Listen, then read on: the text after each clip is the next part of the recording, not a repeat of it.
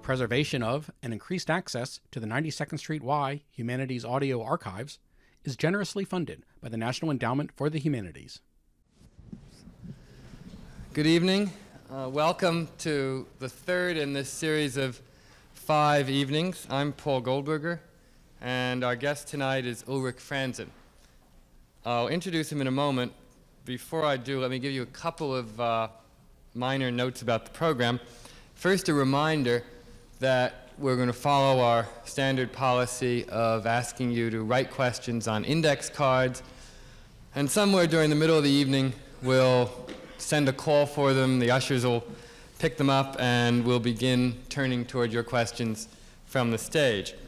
Tonight, we're going to try a slight variation on the program, which was suggested, in fact, by a member of the audience last week, who pointed out that while many people could visualize all the buildings discussed, not everyone knew every building being discussed. There's no way to completely solve that problem. But what we did tonight was ask Mr. Franzen to bring along just a mere handful of slides of some of his important buildings that we will be talking about. So in a moment, we'll begin the program by asking him to run through them very quickly. He will really just identify them and not tell us too much about them, but it will give you a kind of mental image that you can retain, that when we come back to talk about them in more detail, you'll have. Finally, the program for next week is going to be expanded slightly.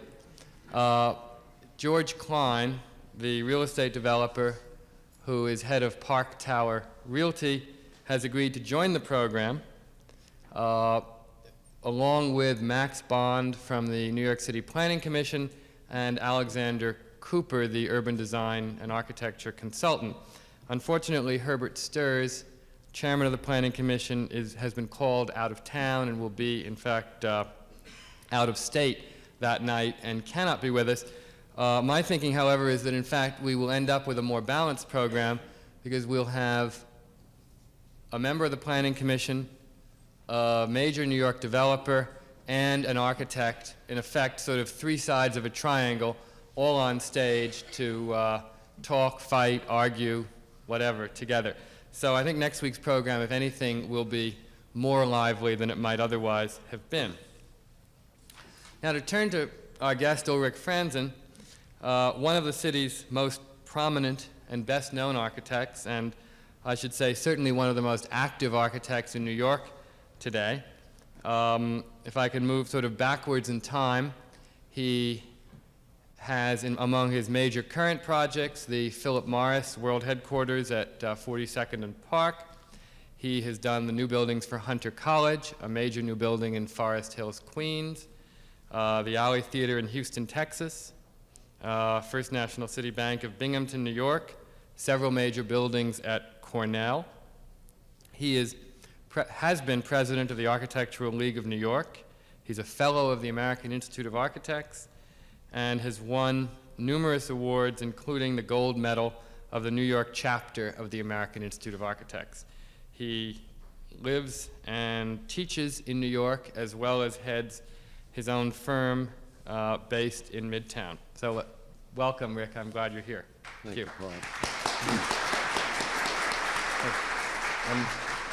I will not say a word right now beyond that, except to turn it over to you and ask you if you can quickly review the slides, and then we'll begin talking. I guess, as Paul pointed out, the idea is to just quickly give you some images so that you have some reference to whatever it is that we might be talking about. This is the new world headquarters for Phillip Morris at 42nd Street and Park Avenue. And could we have the next slide, please? Of interest is the fact that the building includes what is called a covered pedestrian space, which has been turned into a museum for the Whitney, into a new space for the Whitney Museum, a sculpture garden. Next slide, please. Okay, another one. Could we have it? Okay. Some of you, I'm sure, who live in this area have, in one way or another, not been able to avoid noticing Hunter College. Hunter College has been a project that's been going on for a long period of time. It has involved not only many difficult architectural issues, but very important issues for the city, university, and the community surrounding it. Next slide, please. This is a view of the college with some of the buildings removed so you can get a better idea of the expanse of it. Next slide, please. One dimension of Hunter College is its integral part, or its direct connection to the community at large, the city at large. It has entrances leading from the subway directly into the college, and this is an approximate picture of what a renovated mezzanine leading into the college might look like, and you can see trees growing there and so forth. It is, however, emblematic of a college endeavor, which is quite different from the ones we are usually accustomed to. Next slide, please. Next. A project at 23rd Street, which was presented and reviewed a few years ago. It was a competition. We did not win the competition, but it nonetheless raises some questions about the use of the waterfront and how one might want to deal with it in Manhattan. Next slide, please. A building called Forest Hills Towers at the end of Queens Boulevard in Manhattan, which is now finished. These are slides of a model. Next slide, please. Okay, another slide.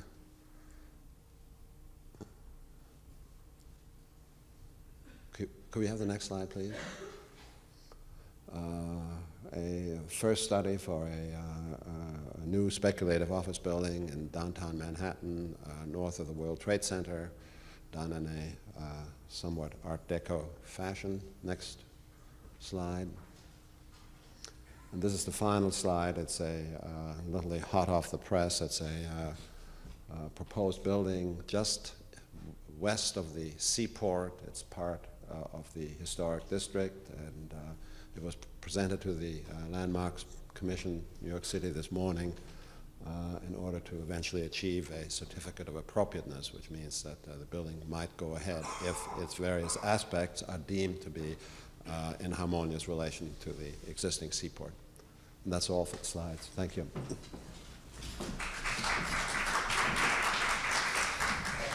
Thank you. Okay. I should probably apologize to our previous two guests for not giving them this chance, but I'm glad we're able to do this.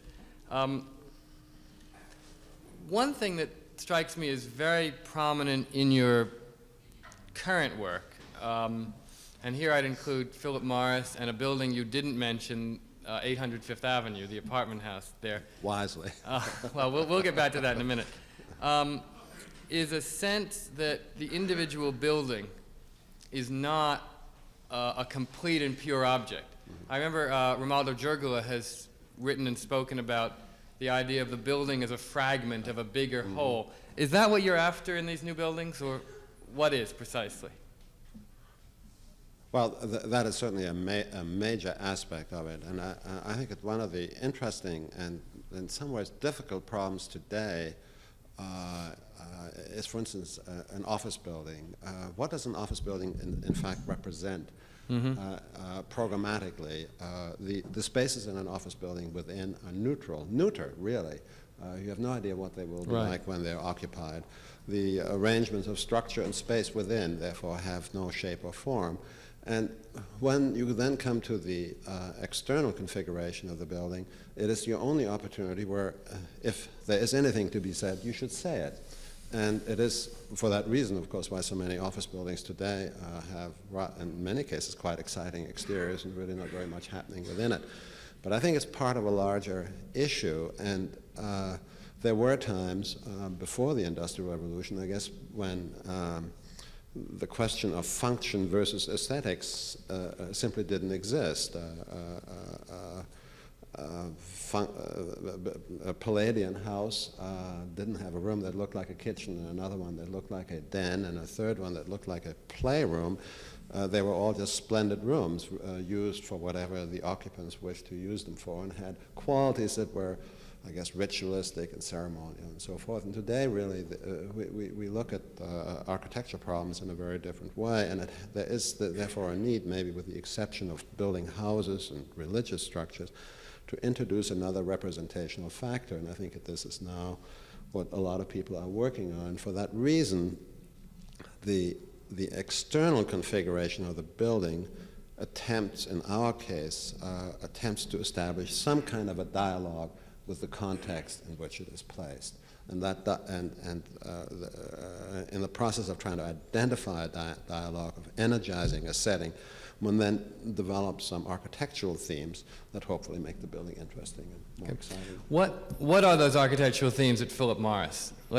A building everyone saw, so we can talk about it in some detail. Okay.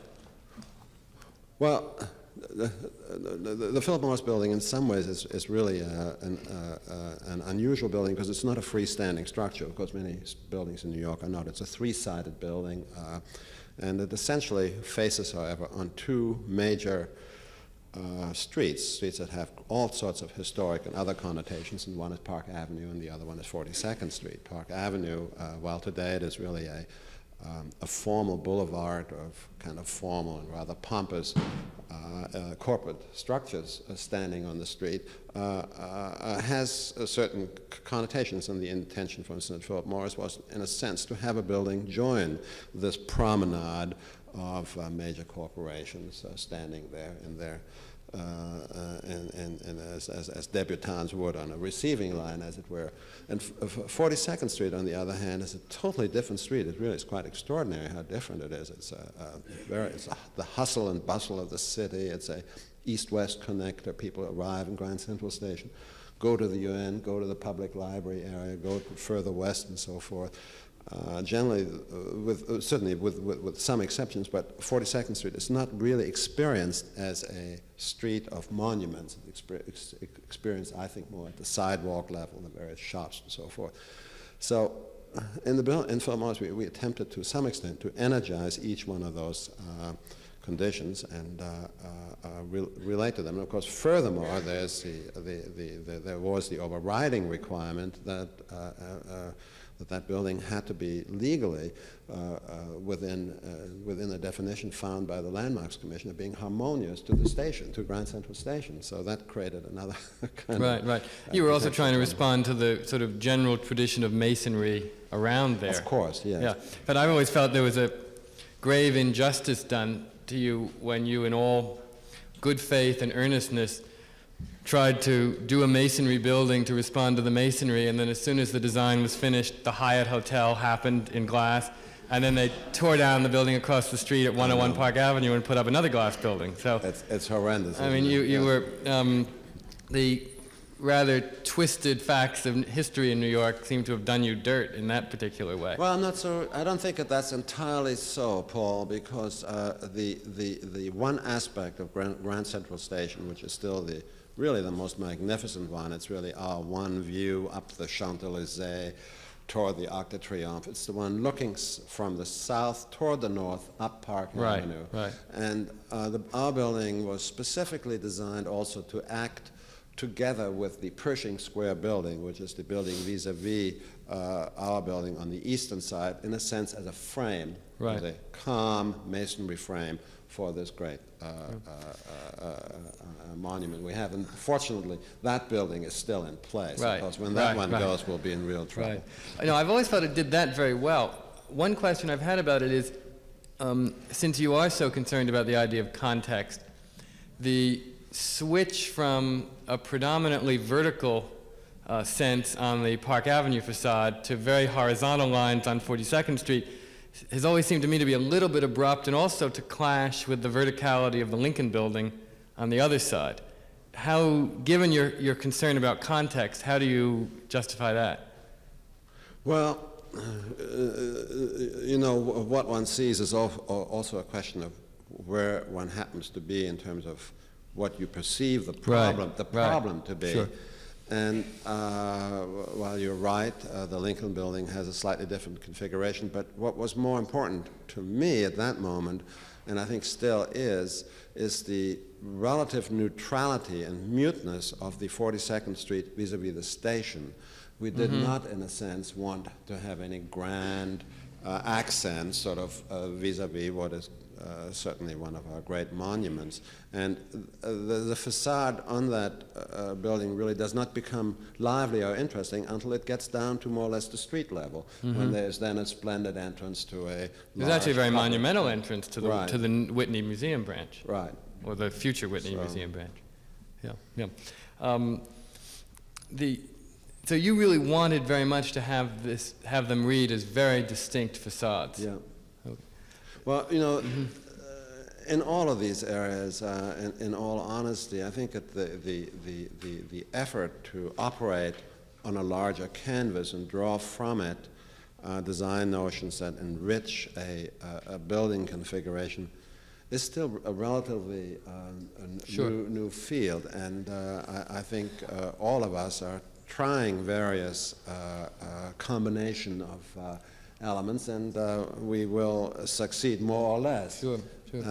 I think in the case of that building, I still feel very strongly, I personally feel very strongly that the contrast between the Park Avenue facade and the contrast between the 42nd Street side is interesting and important, because it does really, in one's mind, raise the question, why should a building resolve everything? It raises the question, well, what happens at this particular juncture of these two very extraordinary streets in terms of their history and common usage? Right, right.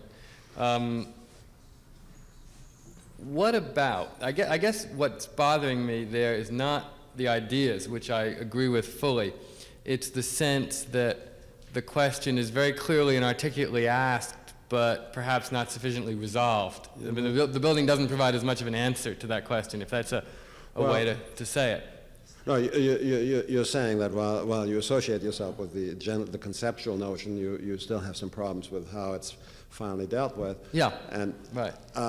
That's you're right. But I think that conceptually, the building was really seen as an office building with strip windows running all around it. Right. Mm-hmm. And that in order to differentiate the side street from the avenue, the notion was that actually a screen, a sort of a semi-classical screen, would be lifted against this strip window facade in order to indicate a very different occurrence, but still to at the same time in some way retain the integrity of this rather straightforward office building within.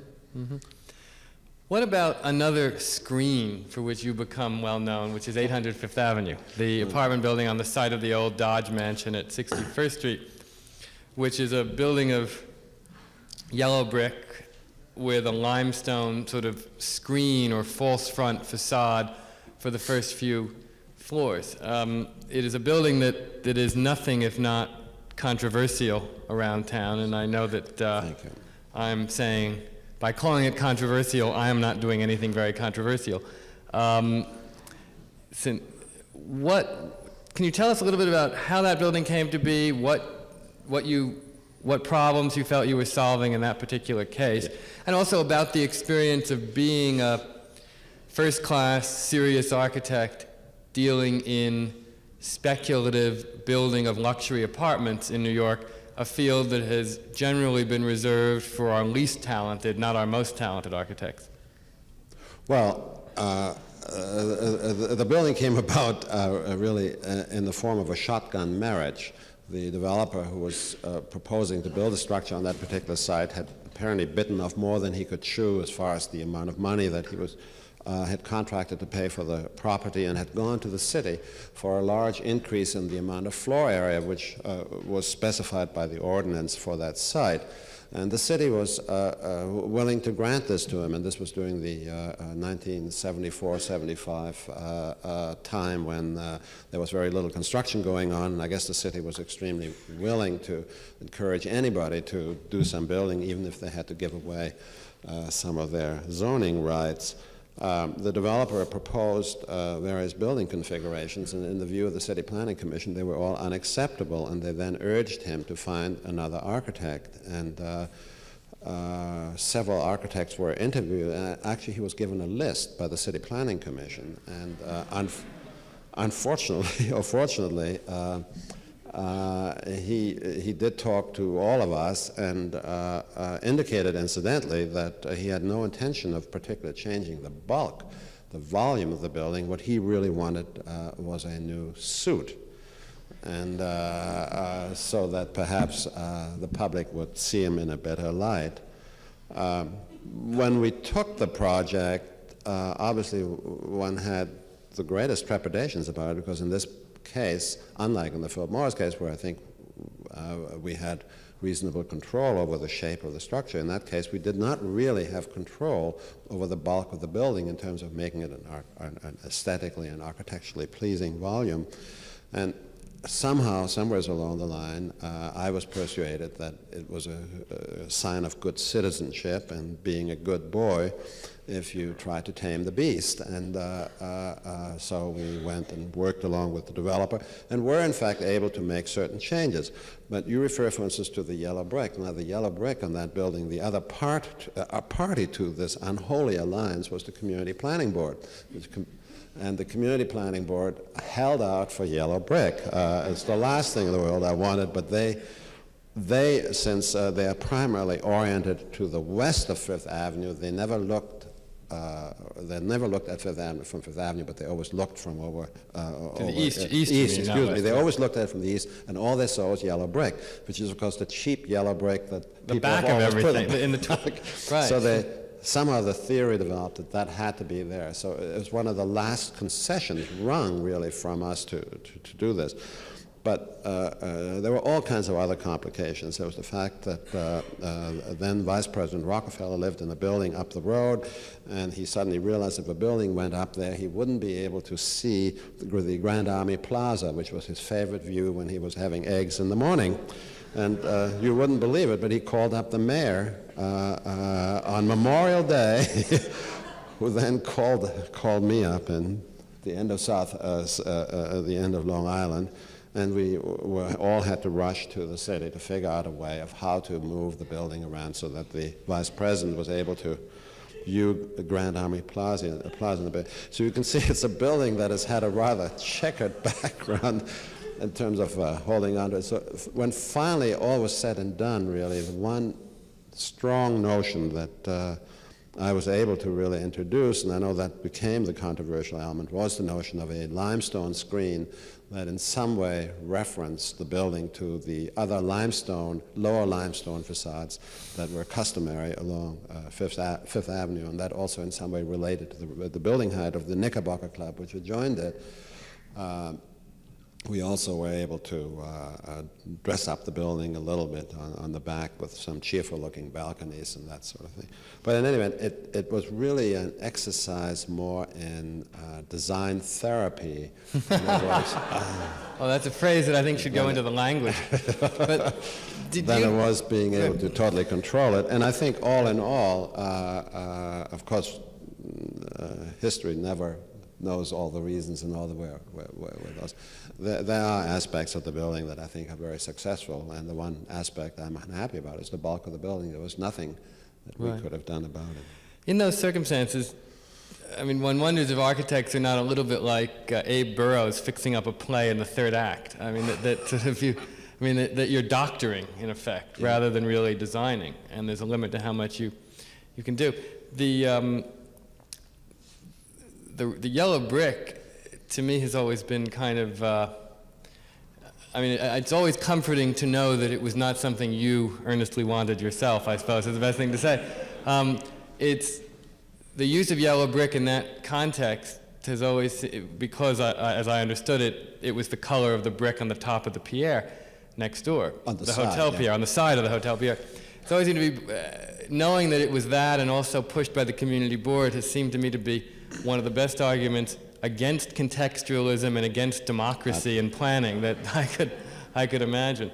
But if we can talk more specifically about the limestone screen, I've always liked it enormously when you look straight on at it and see it directly. When you see it from the side and you see how completely it is just a screen wall, And my question is it necessary to make it that obviously just a facade or a stage set? In the same way that Philip Johnson's similar act of being an architectural doctor at 1001 Fifth Avenue up at 82nd Street has that billboard fake mansard at the top. In each case, they are attempts to allude to the way things were done in the 20s, but are very, very forthright in making sure that nobody makes any mistake that these are real. We know that they're... Is that right, or could one relax a little more and sort of wrap the limestone around a little more and not make it so completely just a facade? Well, that certainly would have been a way to deal with it, but I guess what I'm saying is the stage setness of it an important aspect of the architectural idea there for you? Well, I felt it was. I think that building deserved a touch of irony, since it came, I think, to then attempt to make the base a kind of a serious limestone base with a great tower coming from it might have been not quite the right touch. I think that the notion of the screen and the fact that it has maybe some amusing connotations to it, I find okay. Okay. A supporter. They're probably living there. I know Donald Trump lives there, among other people, in fact. Well, look what it's done for him. That's right. Let me turn to another New York building that has also been very much in the public eye, which is Hunter College, the complex at 68th and Lexington, which we also saw a couple of pictures of. I've always thought that, in fact, as pure buildings, as pure objects, they are among the most graceful and nicely proportioned things you've ever done, and they sit very handsomely there. The issue there has always seemed to be not the buildings themselves, but the bridges that connect them. And certainly the ideas you've been talking about buildings tying and connecting to their neighbors could not be interpreted any more literally than here, where the buildings actually bridge across the street to literally tie together. Wow. Obviously that was demanded by Hunter so that all the buildings could work as a unified campus. So it seems clear, or not even necessary to ask why that was done. What do you feel is the urbanistic effect of that? I mean, I've always been a little bit concerned that, in fact, it sets an awkward precedent for cutting into those clear and endless vistas that are so important in New York streets. Well, it obviously does raise those issues, and there were compelling reasons for the bridges, or some means of transporting 15,000 students across the street had to be invented. But I think on the positive side, I think until those bridges went across Lexington, before those bridges went across Lexington Avenue, no one ever had thought of that particular area, that view down Lexington Avenue, as if it were the Champs-Élysées. That it's only since the bridges have gone across the street that people now feel it was one of the grandest vistas ever. I think, in fact, when one when one stands back for a moment and looks at the bridges, and I think that they were carefully designed to be as transparent as it was possible to make them without having them fall down, as they did in Kansas City, and it's been one of our nightmares. But I think that they actually occur although this was really in a sense a historic accident, but they occur at a fortuitous point. It's a high point in the elevation of the street, and they obviously mark a major institution standing there guarding this mountain, so this university hill, as it were, in the middle of the city. And I rather kind of like that part of it. I see if it had been a developer's building, I think it would have been quite a different sort of issue. And also I find, again, this is in part, it's not totally calculated, but I found that actually that certain views and vistas are framed by the bridges that didn't quite exist. I was actually there. just about to say that even though I'm not the greatest fan of the bridges, I have to concede that they do, in fact, give us a focus and a frame that's positive. Sure. What about the buildings in general? Can you say something about what you were attempting to do, bridges aside? Well, Hunter College was, as some of you may know, was started quite some years ago, and in fact, I think it was designed almost some 10 years ago.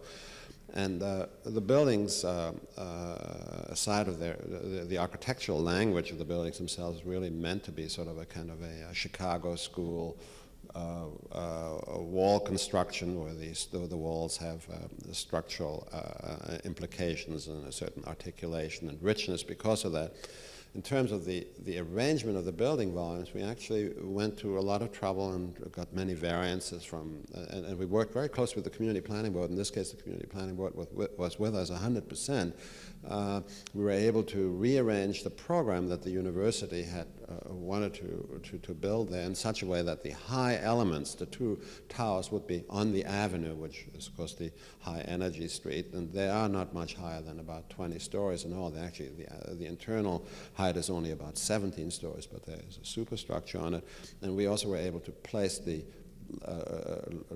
other elements, the lower elements, such as the library and some of the eateries, onto the along the side street, so that the smaller scale of the side street to some extent is preserved, and in a sense the avenue is enhanced. We also incidentally went our way to, and again it's very difficult to in some way to modify the usually very disastrous impact of institutional expansion in an existing very nice residential area. And one of the characteristics of Lexington Avenue, particularly in that area, is that it's a wonderful long line of stores and boutiques and what have you. So we went out of our way to put the college bookstore. It's still being built, but the college bookstore will be right on the street. The student art gallery will be there, so you might walk off the street and buy a picture that the kids have made and things of that sort. We've provided some arcades, shelters for people waiting at bus stops, and a new connection to the subway. So all in all, we've tried very hard to, in a sense, negotiate a kind of a congenial relationship between what is always a hostile neighborhood versus all the young ones.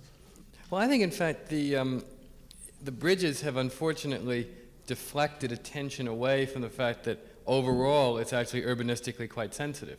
And because there's been so much attention focused on the bridges, there's not been enough attention paid to the buildings themselves, which I feel are not only, as I said before, unusually pleasing in the proportion, but it's one of the only cases I've ever seen of buildings with chamfered corners at the base, where it doesn't come all the way out, which seem to be respectful of the street instead of using that gesture as a means of violating the street. I mean, somehow you've managed to make a real little square or place at the base there that works urbanistically, or at least it looks like it's going to work urbanistically. Let me ask about some much earlier things. You didn't show us slides of buildings at Cornell from some years back, or the Alley Theater in Houston, which is a major theater complex in the center of downtown Houston, which are stylistically very, very different. They're, to me at least, somewhat more sculptural, more active sculpturally, one might even say more aggressive, and less concerned with the idea of context that we've been talking about is so important. Did you move slowly toward these ideas, or can you tell us a little bit about the evolution stylistically that you've gone through? Well, I think any architect, even critics, are all we're prisoners of the world in which we live. Sure. And part of the really changing system of ideas, and the projects that Paul refers to are buildings that essentially were built toward the end of the 60s or early 70s, but basically in that era. And it was, in terms of where we all felt architecture was going, a slightly different point of view. What we were about then, and the Alley Theater, I guess, I'm sorry, I don't have a slide of it, but it's a building that's highly animated and did attempt to capture a kind of a southwestern ambience. It's in Houston. It has some subdued references to mission architecture, although that isn't very plain there. But it clearly, and it's set out to clearly not look like Lincoln Center. What it tried to do is it tried to capture the character and purpose of a playhouse, a theater. And in that era, really, and in part this was inspired by Liu Kahn, we were very interested in buildings that were characterful, that had a purposeful look. A large laboratory building that we built at Cornell, when the students would come up and they didn't say, what is it? They said, what does that building do? And we were very pleased because it had a kind of an animated look to it, almost as we were to walk off the landscape. It looked to me like a great machine in some ways. I mean, not openly mechanical in the sense of Boborg, but still like a huge machine. That was really a conscious effort to capture, in a sense, at the expense of, in a sense, a traditional sense of proportion and beauty, a sense of purpose and characterfulness. It does, have some historic references, although these are, again, always after the fact. Right. But, there was an architecture parlante practice, an architecture that speaks and tells you what it's about in the end of the 18th century and the early 19th century, and it was a muchly discussed way of operating. But those things were important. And I really think that in a way, Paul, those forms also tended then to have more brutalist implications in a sense. And I don't know whether you all know the term brutalism. It really is not really a reference to brutality. It is a reference to béton brut, which is raw concrete poured in place and was applied by Le Corbusier to buildings that he built after World War II. And I agree, although it's true that the word brutalism wouldn't have caught on in the language if it weren't thought to have certain associations. It's certainly muscular. Strong, powerful sort of, I mean, there was clearly a desire for that kind of imagery. I mean, there's a reason that style didn't become known as the new nicism as opposed to the new brutalism. I mean, it was sort of... No question. But I agree with you. It's always seemed to me as though the building that, and tell me if I'm right or wrong in your own sense of it, that's marked a transition that seemed to have one foot in both of your camps, is that nice little building in Brooklyn Heights for the Jehovah's Witnesses on the corner of Columbia Heights, which has a lot of the forms of the earlier brutalist buildings, and yet it's a much more delicate scale and seems to try very hard to weave its way into the context in spite of it. Well, that little building is an illustration of what happens when one's awareness, one's idea awareness is at one point, and it was very much then in the area of being sensitive and understanding what the sensitivity was about toward a historic setting, the Brooklyn Heights National Historic District. And at the same time that one's palette of operating, of dealing with it was not fully developed. And that is really, part of the learning process, and that goes on all the time. And unfortunately, it is really true. Certainly, it may be my failing, but I always feel that after the building has been built, I then only know really what I should have done, and wished I could make another picture. I don't think that's a failing at all. I think any thoughtful architect who continues to grow and change would do that. That certainly, that building is an interesting example of just that the architectural vocabulary, the architectural, the words were not quite ready for the language. The intention was more advanced than the actual forms in a way. Yeah. There's a motif that appears in a lot of your recent work. Phillip Morris, the Morris Building in Forest Hills that we saw, the balconies in the back of the of 805th, the new Milstein Building downtown, which is a circle. The idea of the circle. Is there a reason for that?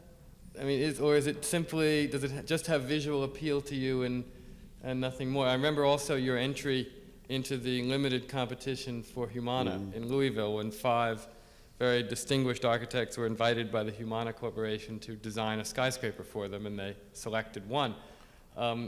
You were one of those invitees, and that design too seemed to deal a lot in circles. Well, I think I really cannot totally explain this infatuation with circular forms, but there is, and there has in the last number of years been interest by me really in circular forms within reason, because they in a sense are, I guess they really are of classical origin in a sense that they are contained.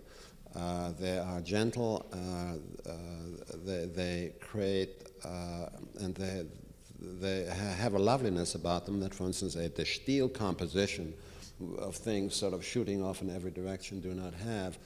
And it's really, I think, it also is as a design element is something that I think it looks really wonderful at a larger scale. For instance, on the Morris Building at the end of Queens Boulevard, it does have 2 round oculuses at the top, and they're lit at night, just dimly lit, but they do look like 2 wonderful moons hanging over Queens, and people have really responded to it in a kind of a way. It suddenly become a notation in the sky that is unusual and a little different. I think the circle was, of course, always a form used in classical architecture, but I can't really specifically attribute to it anything but really a wish to want to deal with it in a meaningful way. How do you see yourself, since you've just brought the word classicism into this discussion for the first time, in relation to a lot of the new classicists in American architecture today? I'm going to try not to use the word, but I can't hold back any longer, postmodernist. We certainly don't think of you as one, and yet much of what you're doing, particularly in a building like Phillip Morris, which is concerned both with classicism, with contextualism and with a kind of abstracting of classical elements, is certainly parallel and sympathetic to a lot of what they're doing. So do you like to see your work in any way as part of a larger set of concerns or not? Oh, a set of concerns, not larger in architectural sense. I mean, larger in the sense of part of a larger community of architects doing similar kinds of things. Oh, I certainly would like to think that one is one of the little wheels trying to push this entire concern along. I think postmodernism, I know it's almost next to impossible to define, and I think and we won't try. Distinguished critics such as Paul are capable of doing it. Who invent new definitions every week anyway, so it doesn't matter. But I think there's just no doubt that in this new quest there's a very rich lode to mine, and particularly for the people of my generation, because for better or worse, I escaped from Gropius's Harvard. I was going to say Harvard's Gropius, but it's the other way around. Just in the nick of time, and it took me many years to get that out of my system, and I do feel great kinship, really kinship toward the work of people like Bob Stearns and so forth, although I don't personally feel that I could exactly operate as they do.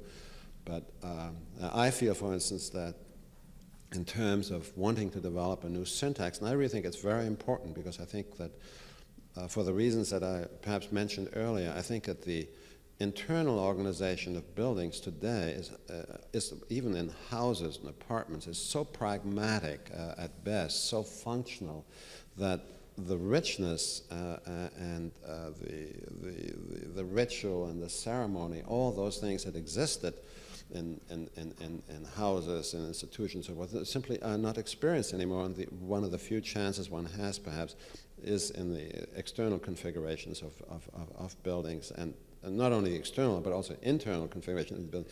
But a means has to somehow be found to that permits a richer reading, a more satisfying experience of whether it's a space or a surface or a long view or what have you.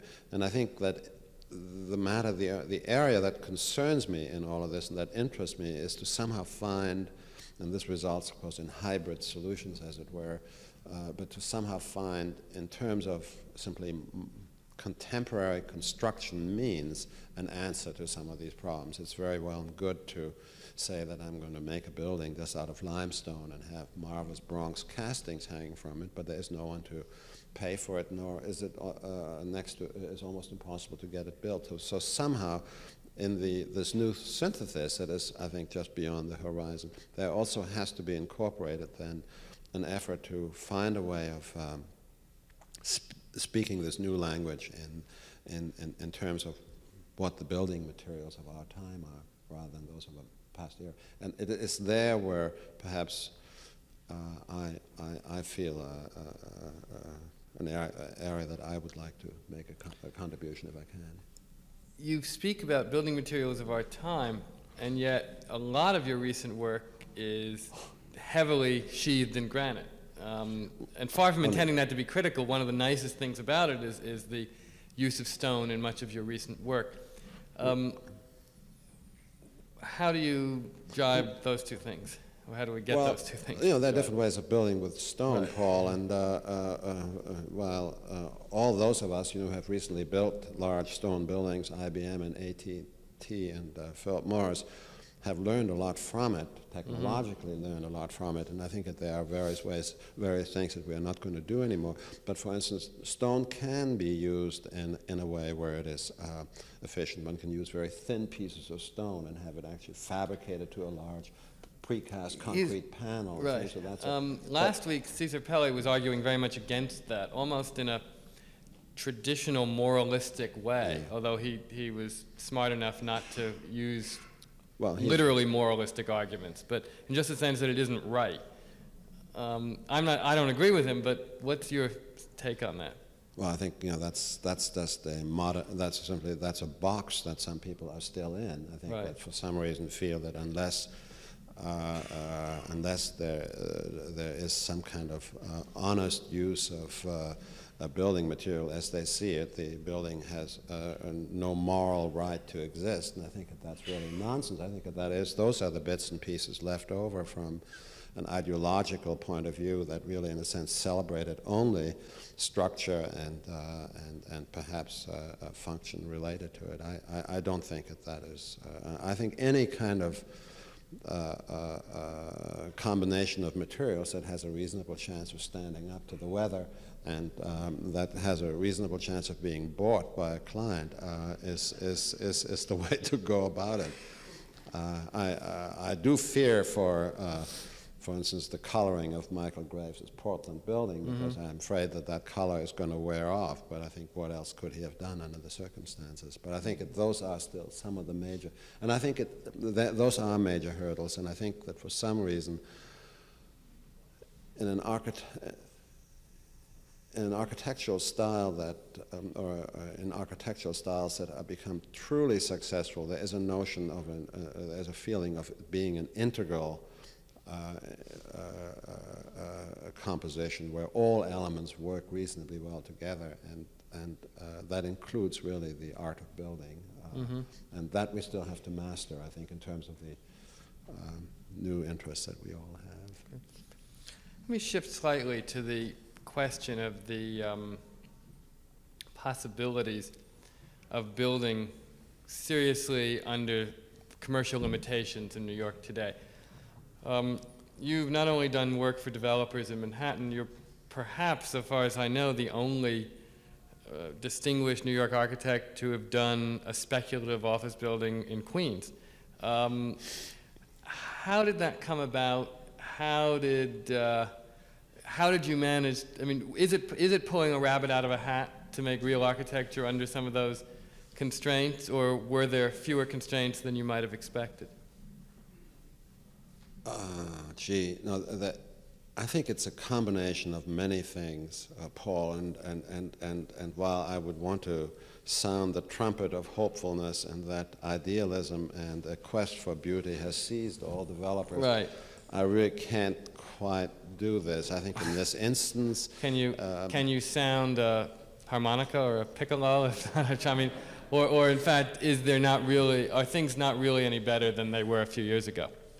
Well, I think a few years ago, most architects, serious architects, would simply have not wanted to deal with a situation like this. And I think today many of us are really actually in some ways very excited by wanting to deal with the real world and draw from it actually certain notions and ways of impacting a building that make a building interesting. And in this case, it was really it was a developer, a highly intelligent young fellow who obviously was interested in the economics, but we were able to convince him that he had a very important site. It's vis-a-vis the Queens Borough Hall. It has a large civic space in front of it, and various things of that sort. And he was willing to go somewhat beyond what his previous standards had been. I might add, actually, that building is essentially still made out of jumbo brick, which is a developer's standard. And but as a result of all of that, it's been, in this case, a great. It's rented very well. Yeah. And he's acquired Con Edison as a major tenant and so forth. He's so also, I understand, gotten a couple of tenants from Manhattan to move to Queens Boulevard, which is. I mean, given the fact that it offers neither the prestige of Manhattan nor the tax savings of New Jersey, that's an impressive act. And while the location is very good in terms of the airports and other things, I suppose it's fair to say the design of the building itself must play some role in that. Well, I think it obviously played a great role, and he's very proud of it. The only thing that I regret is that we didn't move our offices there. We recently had to move, but then of course one is afraid that nobody will come and knock on our door there, because we in our field attribute the success of Philip Johnson to the fact that whenever a new client arrives, he just goes downstairs to the front of the Seagram's building and greets them at the front door to his building. Which. And says, would you like one of these too? Just, all I need is a blank check and a partnership with Mies van der Rohe, and you something like that. You will have it.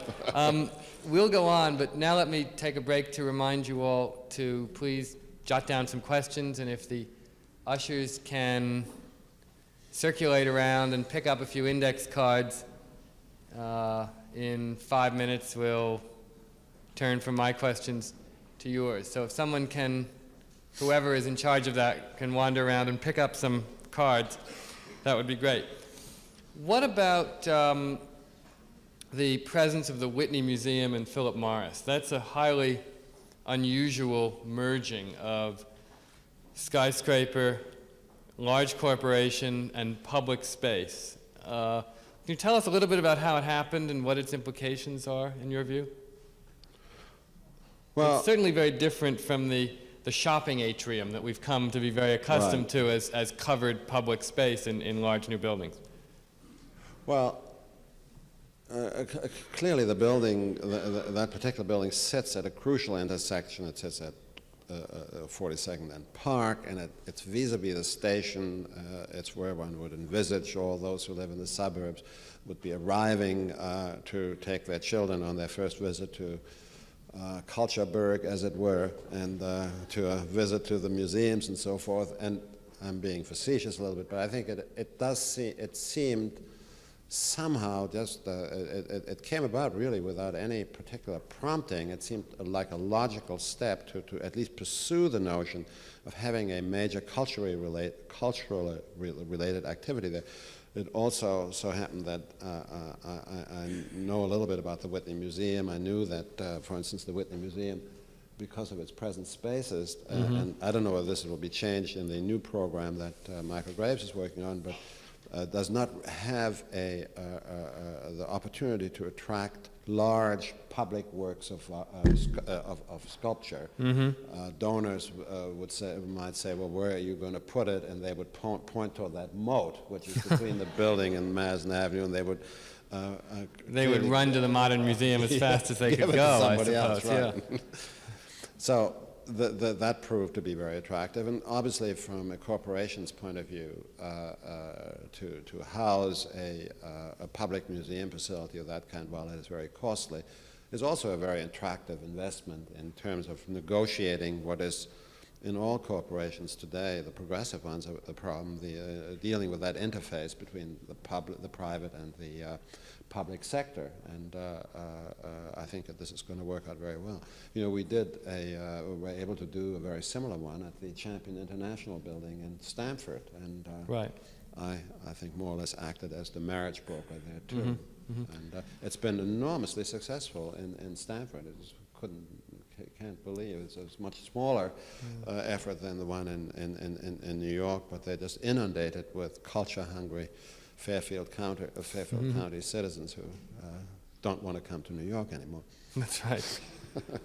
There are moments when I think that Whitney is going to become the McDonald's of the yes, absolutely. Of the museum business, but with a branch on every corner. But in fact, it is no.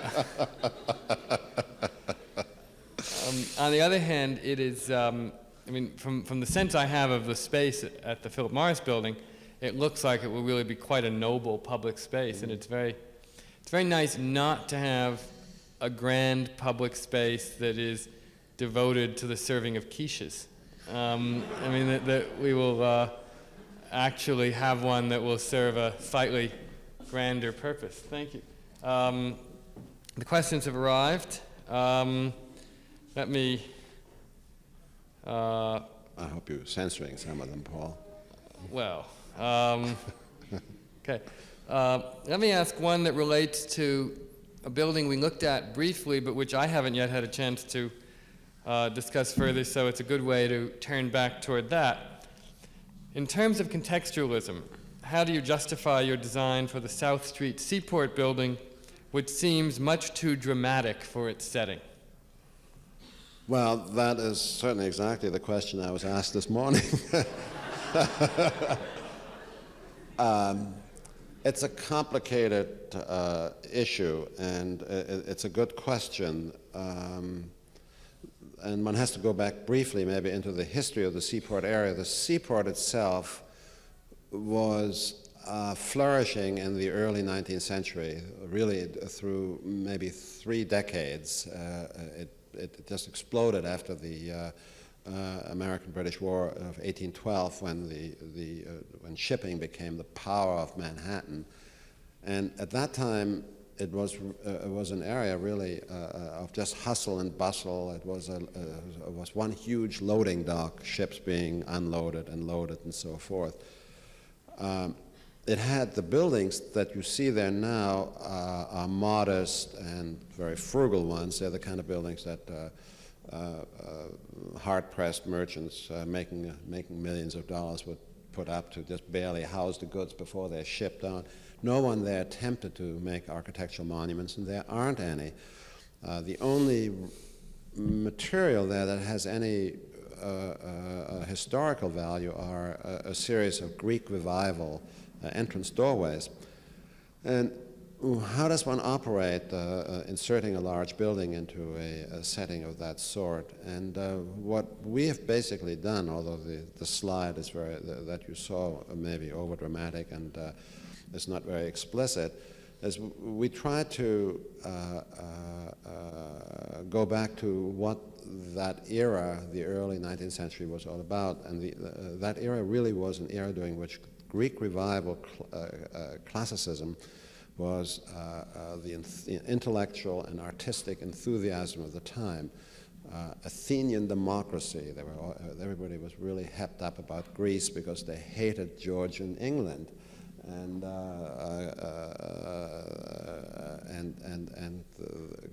Greek classicism was considered to be pure and wonderful and so forth. And that was the era, when somebody proposed, the American sculptor Houdon proposed to do a statue of George Washington in the nude with a small cloak draped around him. It became very controversial. I think he finally did it, and again, to show him in his purest form, as it were, an ambition that later on didn't occur. And our building really attempts to deal and is organized in a classical fashion so that it functions really, in a sense, more in the spirit of the time than it does in direct relation to the seaport, although there are all kinds of specific elements that relate to the nautical aura. There are ornaments showing ships and anchors and things of that sort in detail. But couldn't it be argued that the scale is so dramatically different that renders some of these other things moot? Well, you mean the size of the building itself? Yeah, the size, exactly. Well, yeah. You're right, size more than scale is the issue. Well, there will be a building of some size on that site. It's owned by a developer who's entitled to build a very large building there. And so in a sense, that question is a hard one to deal with. Under the ideal circumstances, I suppose there should be no buildings anywhere in that area, except the 18th century structures and 19th century structures, but that's not the case. Okay. Mr. Franzen, if you had known just how complex and restricted building and design is in New York, would you have made your career elsewhere? No, I don't think so. I think that it is indeed restrictive in many ways, but at the same time, New York really and still is the center of any architecture is also about the life of ideas, and if anyone wishes to not just build but also participate in the life of the ideas of his time and learn from them and help change them and so forth, New York is the place to be. And then in some ways you hope that your work at least continues to fuel the dialogue, as it were, and to contribute to it in that sense. And there are not many cities where one could imagine this to be possible. A good answer, I think. Although it is true that there are an enormous number of good architects who are based here. You're one of the very few who's actually managed to build a lot here as well as maintain an office here. And I guess a few years ago that was more dramatically the case, but now we have somewhat more. But even so, I think you have built more than many of the more celebrated New York-based architects have here. That's probably so, yes. Here are two related questions. The first is, to some extent, you sound like you'd rather not be associated with 800 Fifth Avenue, not unlike perhaps a tower behind St. Bart's. When does an architect say no to a commission? And the other question is much blunter. It says, would you design a building for St. Bart's? Of course not. No, it's a good question, but I think that raises obviously a question also of what really represents a moral obligation to the world in which you live. 800 Fifth Avenue, at first glance, did seem to be a project that, within reason, one could control, and there were hopes that we might be able to talk the developer out of chopping off a few floors or this and that. It just turned out to be a much more difficult problem than we thought we could deal with. I think for what it's worth, once you understand the complexities, I think at 800 Fifth Avenue in many ways is as successful a building as there is. And frankly, I think that in terms of perhaps of luxury buildings up to that point, contemporary luxury buildings built, I think it's as attractive a luxury building as you will find. Okay. That's... In a sense, in fact, it really marks the beginning of the entree in the last few years of good architects to luxury apartment building rather. That's true. which had not really happened in a generation, or almost not happened in a generation. Please comment on the conflicts raised by the tension between the desire to preserve notable buildings and spaces and the various pressures which move a city to continually regenerate itself. That is to say, when does a landmark stand in the way of progress? It's a question obviously is difficult to answer in general terms, but do you have any comments on it? Well, I can't really imagine a landmark standing in the way of progress. I think one has to accept the landmark and find a way of working with it.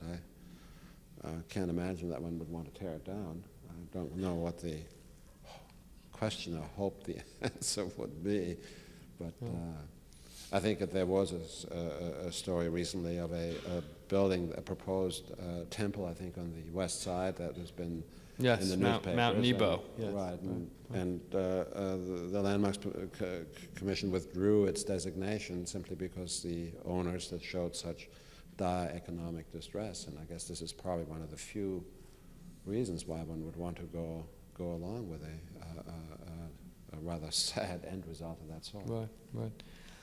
You would not, I presume, since you've told us you would not accept a commission to do a building at St. Bart's, the same would stand for the Lever House site, or would it not? No, I don't think that Lever House is the quality of St. Bart's, and at the same time I would not accept the commission. Okay. I think it certainly, Lever House is an important icon, but I don't think it's really that same, it doesn't measure up to those. To those levels. Skyline reports you were designing a building at Battery Park City. Can you comment? Either on the accuracy of Skyline or on the specifics of the building. Skyline is a, isn't that a sinking publication? Well, making desperate news. We are in... I cannot comment on other publications. It's like asking you to comment on other architects. So we are involved in a project in Battery Park City. But one of the residential projects? One of the residential projects. For the Urban Development Corporation. Right. Or, well, Battery Park. Battery Park City yes. Authority, right. Okay.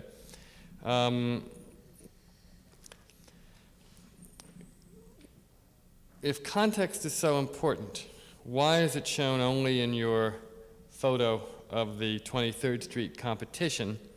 And similarly, you were asked, why did you choose to show only models, not buildings? I think I can answer, to be fair to you there, that I had asked him to bring us some slides of some very new and current work.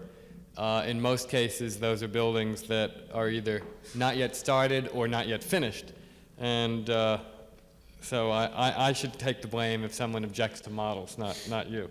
But do you, in fact, show context in your models? Do you endeavor to do that? I guess it was also shown, in fact, in the Hunter College model, wasn't it? Well, it's a lot of the contextual considerations are details that are hard to illustrate in the model itself, while generally speaking, hopefully the model addresses itself to that. For instance, in the Must Development Building, it's a building that has a major facade and then 3 secondary facades, and that major facade is designed to create a civic space between it and the Queensborough Hall, which is quite a distance away, and it's an awful difficult thing to illustrate in right. model form. Let me ask you another question about the context of that Forest Hills building for the Must Development Corporation. You talk about the importance of that major facade facing an open space and the Queensborough Hall on the other side, yet it's a building that is seen as frequently by people coming from the west, east on Queens Boulevard, or from the west on the Grand Central Parkway, as from there.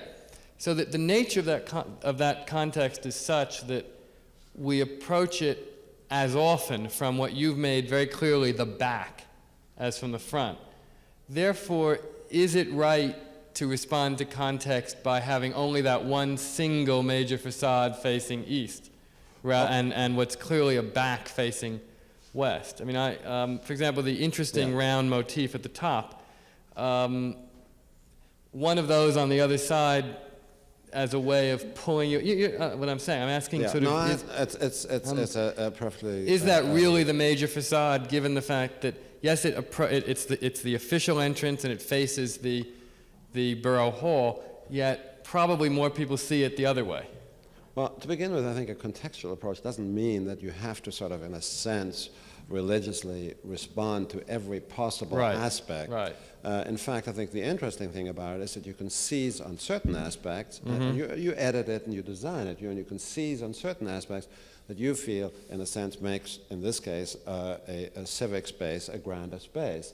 And the back of that building is really not designed like the backs of those buildings on Fifth Avenue we were talking earlier, but it has some design attention brought to it. It has a kind of a freestanding tower with mechanical equipment to give it some interest. Triangular, in fact, isn't right. it? Yeah. And it has some interest to it. It's not seen as a really the hindsight, as it were, of a building, but the other side simply utilizes the contextual opportunities, creates what hopefully is a new event. And also, that building has a small satellite, a side structure, which of course is placed on Queens Boulevard itself, and which is a smaller building. And the notion there was really that Queens Boulevard at that point is a low-rise street. It has 3 or 4 story high shops with a few offices on it, and that the high tower would not be appropriate on the boulevard, and it's set away from it as much as possible. So I think contextual really, in a sense, should not be seen as holding up a mirror where you religiously try to reflect everything that is about you, but where you manipulate and manage and design as much as you would with any other kind of architectural language. Good. We have a number of questions about the Phillip Morris Building. Let me begin with this one that asks you, could you talk about your decision to have windows that open in the Phillip Morris Building?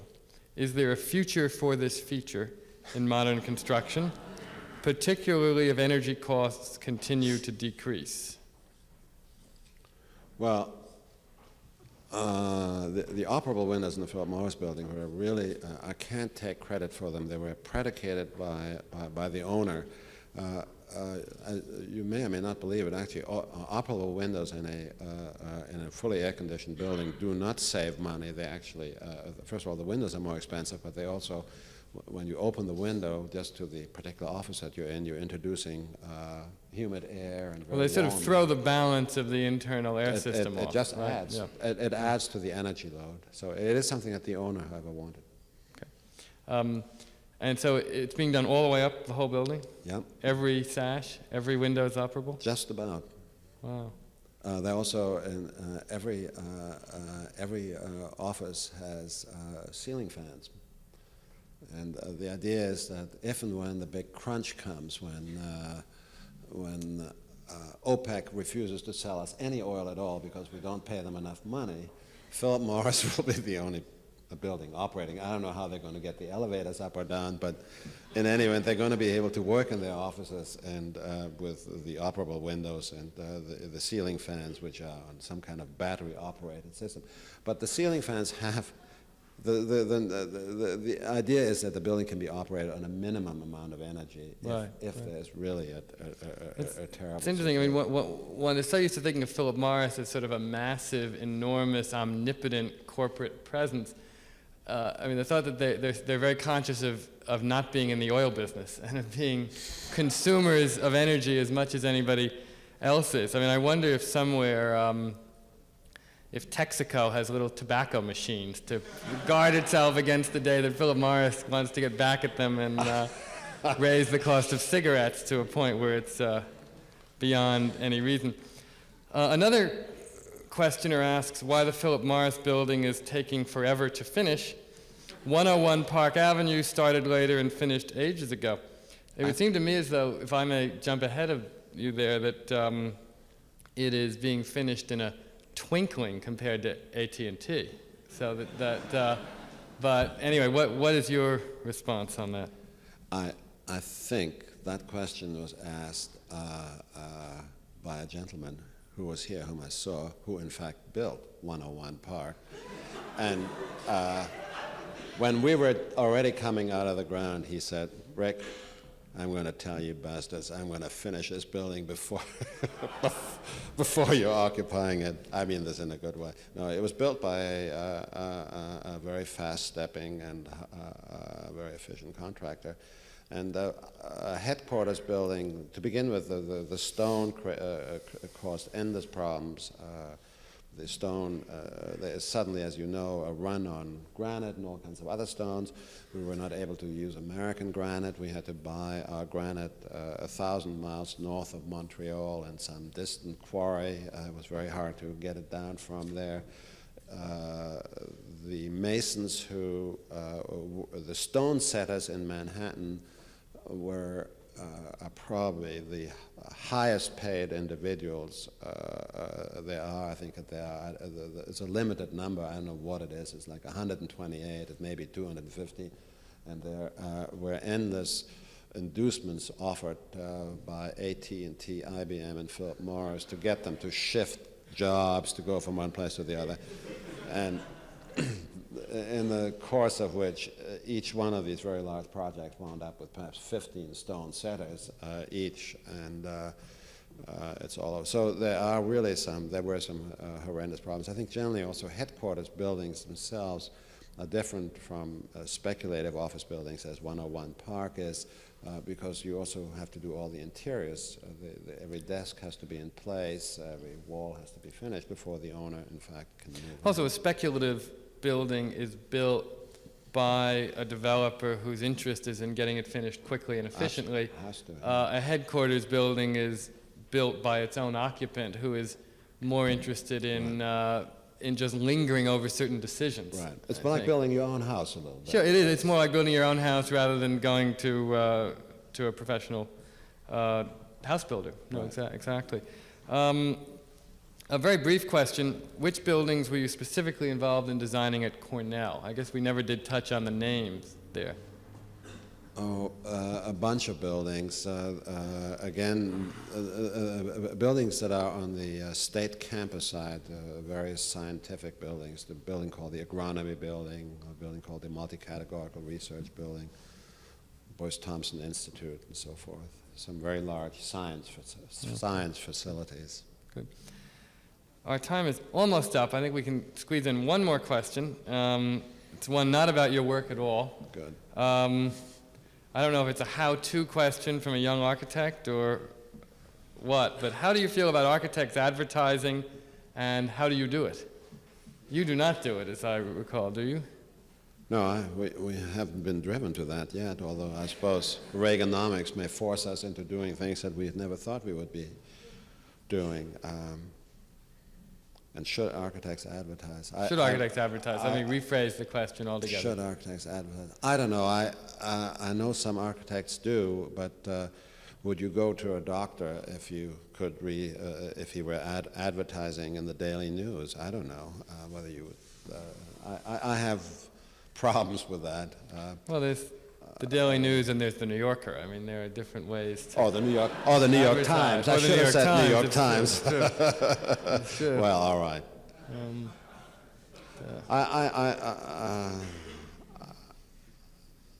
I really, I would prefer, I don't think that I would like the idea of advertising. I think that in some ways takes away from the professionalism that some of us architects try to draw a distinction between business architects and professional architects, and I think that there the distinction lies. Those who advertise would really be primarily business oriented architects toward the business end. And yet one of the things you've been saying to us this evening is that you feel you've been successful in making a kind of bridge between the two, or in being a professional architect who's managed to satisfy the requirements of business. Is that? Well, I didn't say that at all. You said okay, that. I've said that. Okay, okay. Tell me what you would mean if you had said that. I guess that's not a fair question, is it? Tell me in what way that is not quite right then. What I meant to say was that I think you feel you're a professional architect who has endeavored to create buildings that are viable economically in a particularly difficult time, and can solve certain problems that Paul, everyone has different needs, and some architects feel compelled to make absolutely gorgeous drawings and feel very satisfied with that, and that's great too. I feel that in some way I want to be effective in the real world in which I live, and that my work, and that does not mean that the other point of view is not just as important. It is simply a particular commitment that one has, that I do want to deal with the real world in which I live. And I think corporate buildings, for instance, corporations are one culture. To me, they're sort of one culture that you deal with. Developers are really almost like another culture. There's sort of areas within the world in which you live, and they all have slightly different sets of requirements. And I find it fascinating and interesting to be able to in some way, and it can't always be totally successful, but to in some way try to capture the world in which I live and somehow and enrich it in some measure and make it a better place. So probably as good a note to end on as I could ask for, certainly as neat a one. Our time is up. Please join me in thanking Ulrich Franzen for being here tonight.